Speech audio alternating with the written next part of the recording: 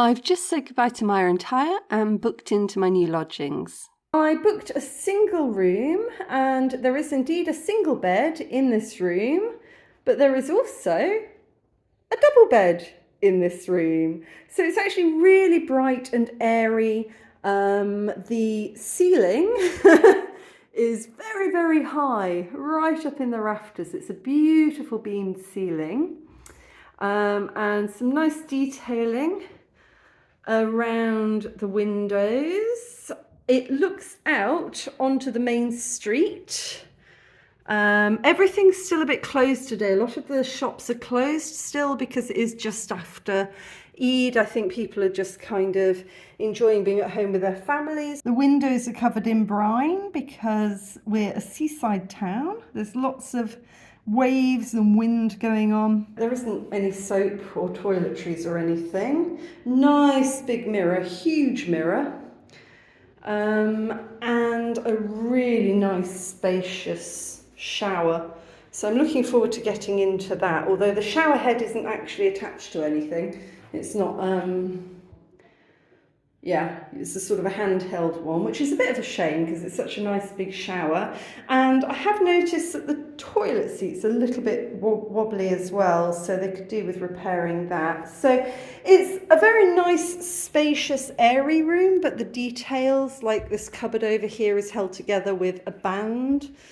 But for the price, it was quite cheap. I can't remember exactly how much. I'll put it in the description below. For the price and including breakfast, it will do me quite nicely for a week. And as well, it's right in the centre of town. So it's a really easy walk to the beach and the shops, and yeah, it's a really nice place to be staying. Okay, so I just asked for soap, and this is the smallest piece of soap I've ever seen in my life. It's like a wafer of soap, and it's crumbling. It kind of looks like it's been here since the 70s. I'm not having the best time at the moment. I just want to ask if they sell drinking water. They have no drinking water. They said it's clean to drink from the tap, and I have done that in Morocco so far, so I'm okay to drink tap water.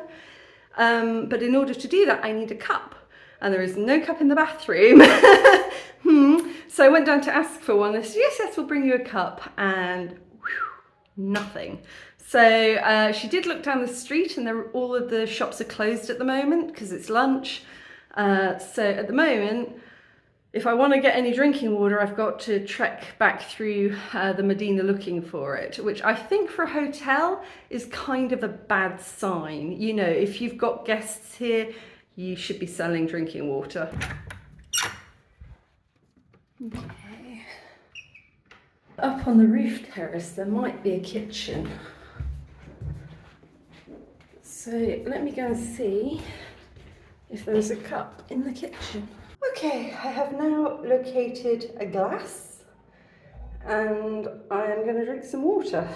Okay, making myself right at home. Okay, so I've clearly chosen a bad hotel. It's got stains on all of the sheets and the pillow does not smell clean.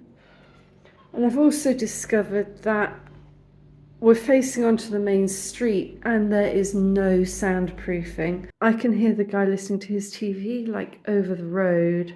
There are motorbikes going past, people shouting. It's 1 o'clock almost in the morning. I ain't gonna get no sleep. It's a really awkward situation when you realise that you've checked into a hotel that isn't quite up to scratch. And I was a bit blinded when I first came in because the room looks lovely. It's big, it's spacious. Just in terms of like the basics, like there was no soap in the room, the toilet seat is broken, there are stains on the bedding, the cupboard is held together with a rubber band. And also like the noise, there's no way I'm going to be able to sleep. And it's just such a shame because, you know, the place that we were staying, the Airbnb the other night with Maya, was just really, really lovely and quiet. It's literally 2 streets that way. And it was so quiet in comparison. But then I guess that was also Eid, so I think people were indoors with their family. But even so, this particular room facing onto the street is not a great idea, not a good location. Well, it's a good location that it's right in the middle of the city, so it's easy to get to everything. But in terms of sleeping, it's a disaster. So, you know, maybe that I could have put up with, but the cleanliness issues and just the broken stuff. Let's see what breakfast is like tomorrow, and I'll talk to them and I'll see what they say. But it's a real shame, you know, because Essaouira is lovely. The day that I check out of here, I go all the way to Marrakesh, and then I go all the way to Malaga in one straight run, so it's going to be really harsh. So it would have been nice not to have to deal with all of this on top of it, but I don't think I'm being unreasonable. I think like cleanliness is one of the highest points for like accommodation, and you know, the ability to actually sleep is also very important. And I understand it's an old building and it's a busy sort of Medina, it's a busy street outside, but you know, even the window shutters don't actually shut properly, so there isn't really any noise protection at all. Anyway, I'm going to stop complaining and go and get some sleep and see how I feel in the morning. Morning, guys. I am so tired. I got so little sleep last night. It was like the main street outside was running through my room until about 2 o'clock in the morning. Wow. Yeah. So I don't know what to do today. I need to leave because I can't sleep like that. I either need to leave or I need a room that's going to be quiet, so away from the street. So I need to go down and have a chat with reception and ask them, well, you know, say if you can't change it, I do need to leave. The problem is I made the cardinal error that you should not ever make. So Booking.com, oh my God, I've never enjoyed Booking.com. I've had more bad experiences through it than I have good. But I did the ridiculous thing of agreeing. I said I'd pay up front rather than at the end of the stay, which is, I don't know why I did that. I just assumed it would be a nice enough place and I just wouldn't want to have to move, and I just wanted the hassle to be sort of over and not to have to think about that. But the terms of it are that this is a non-refundable place. So I don't really have any bargaining power. I'm going to have to go downstairs, talk about the noise, talk about the fact that I've had to put a cover on the pillow because it's got that really musty, you know, it's that smell that says many people have slept here and we haven't washed the sheets at a high enough temperature kind of smell. So I generally just cover it with something of my own that I've perfumed or something. And also the broken toilet seat, because that's really irritating. You're literally sliding sideways as you go to the toilet. So for a very small, very bare basics room, it's got a lot wrong with it.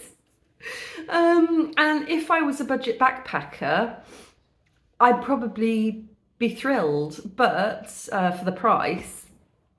But I'm not, and I would just really like a nice room, mid-range for the next 4 nights, to get a really good sleep and really enjoy Essaouira, because I'm unlikely to be back again and it would just be nice to, you know.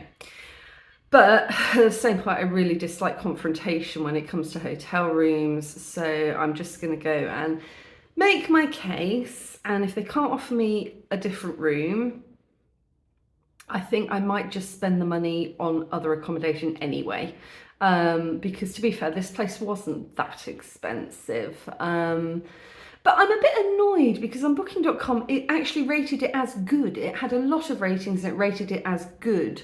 But again, I did the really silly thing that you shouldn't do, is I just kind of looked at the first few reviews and thought, oh yeah, that sounds great. What you should always do is look at the most recent reviews, because, you know, accommodation goes up and down depending on, you know, whether or not the property has changed ownership, whether or not they're responding to critical feedback.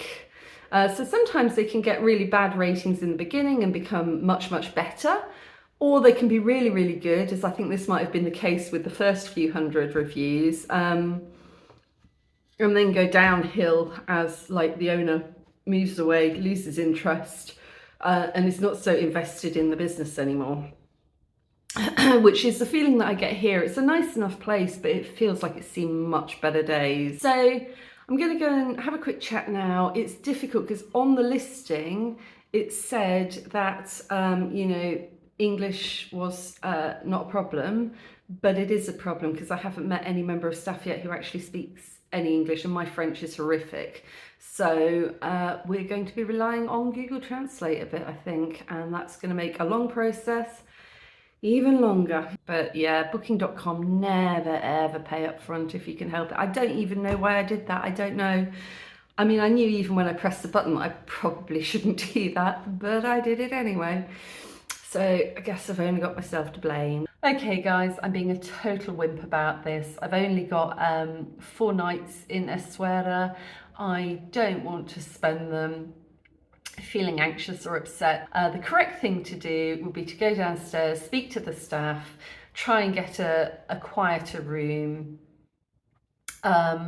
explain, you know, politely what the problems are, and hope that that gets resolved. But I've only got 4 nights here, and sometimes, you know, you've got to take care of your own sort of mental health first. So I found somewhere else that looks much nicer, got great reviews. It's by the sea, so hopefully it'll be nice and quiet. That opens at 2, and I'm going to head over there and just check out of here. I'll ask if they're willing to give a refund for the remaining nights. I'm happy to pay, you know, for tonight. And if they won't give me a refund, then I'll just suck that up and know next time not to pay in full before I leave. But if not, and if they're going to stick to their guns, then I will just continue over to the other place and forget about this, because I've come on holiday to have a holiday, and I just, you know, I'm in a very, very fortunate position that, you know, I put aside some savings for this. So, you know, sometimes I'm willing just to pay to make a problem go away.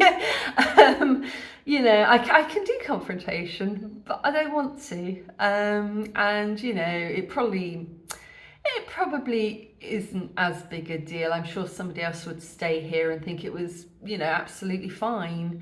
The internet is really good here, really good, and the breakfast was really good, but just I am not enjoying the lack of sleep or the sort of the toilet seat. So yeah, anyway, tell me if you do the same. What would you do in this situation? You checked into somewhere. I mean, it's not horrific. It's not like falling down bad. But I would question possibly the cleanliness of the sheets and yeah, the upkeep. So yeah, no, what would you do? Are you somebody who would go and negotiate and try to get another room? If they refuse to give a refund, would you stick it out and stay here, or would you go somewhere else, even though it meant sort of paying again for another place? What would you do? And also let me know what your experiences have been with online booking systems for hotels and things. Is that how you usually find where you stay? Have they been good? Have they been bad? Let me know, because I have to say with booking.com, I've had some that have not been great, I've got to admit. But then, to be fair, that could have been the case anyway that I booked somewhere. It's not like they have people who go around inspecting the hotels constantly. So yeah, anyway, so let's see what the new place is like.